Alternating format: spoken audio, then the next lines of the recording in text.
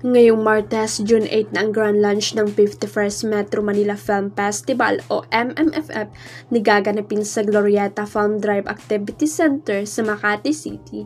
Sa nasabing event ay i-a-announce ang first batch ng mga official entry ng MMFF 2025. Hindi naman sinabi ng pamunuan ng MMFF kung ilang official entries ang maglalaban-laban ngayong taon at kung ilan ang pwede nilang i-announce. Ilan nga sa mga nasabing pelikulang inaasang mapipili ay ang movie na pagsasama ni Vice Ganda at Nadine Lustre sa direksyon pa rin ni June Lana. Pambato naman ng ABS-CBN Studios ang unang theatrical movie ng Maton Love Team ni Maris Racal at Anthony Jennings. Umaasa rin ang fans ng Francet na muling mapapasama sina Francine Diaz at Seth Fidelain sa MMFF.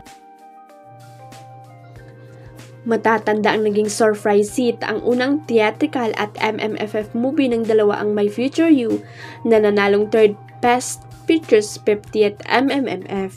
Ngayong taon kasi ay kasali sina Francine at Seth sa isa sa mga episode ng 17th edition ng horror classic na Shake, Rattle and Roll. Kung sakasakaling mapili ito ang magiging comeback ng Shake, Rattle and Roll sa MMFF pagkatapos ng 11 years. Matatanda ang 16th edition nito na Shake, Rattle and Roll Extreme ay pinalabas noong November 29, 2023.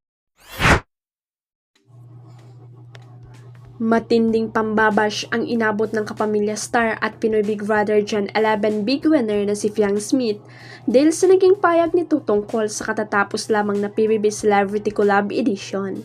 Nagsalita kasi ang singer-actress sa panayam sa kanya ng Circle of Star na wala raw makakatalo sa batch nila sa iconic reality show na PBB.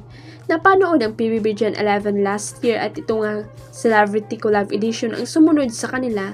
Nakauna-una ang collab naman ng ABS-CBN at GMA7 sa pagpuproduce ng reality show. Maraming netizen ang nag-react sa sinasabing video ni Fiang dahil nga mayabang at maangas daw ang naging dating sa mga nakapanood.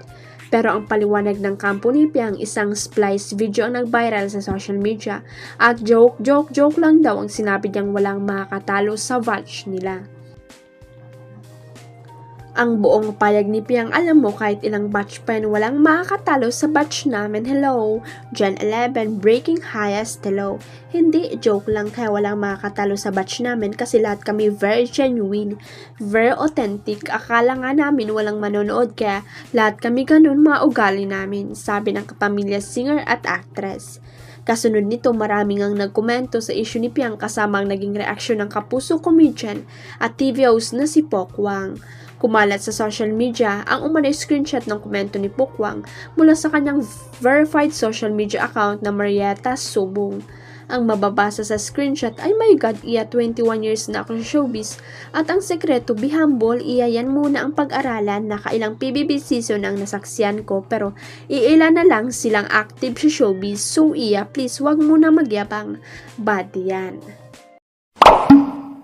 Huwag kalimutang i-click ang subscribe button at i-ring ang notification bell para sa latest at legit chika updates.